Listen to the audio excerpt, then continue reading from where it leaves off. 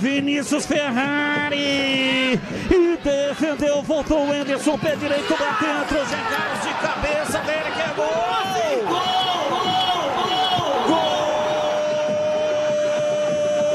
Gol do Náutico!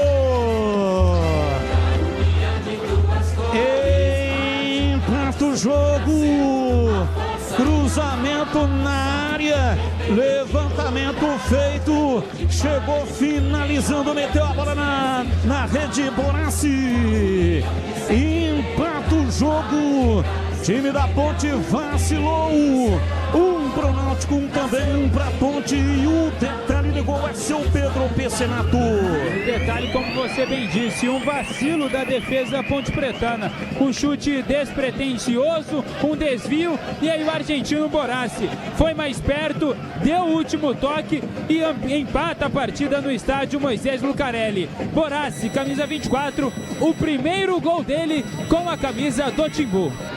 Vinícius Ferrari.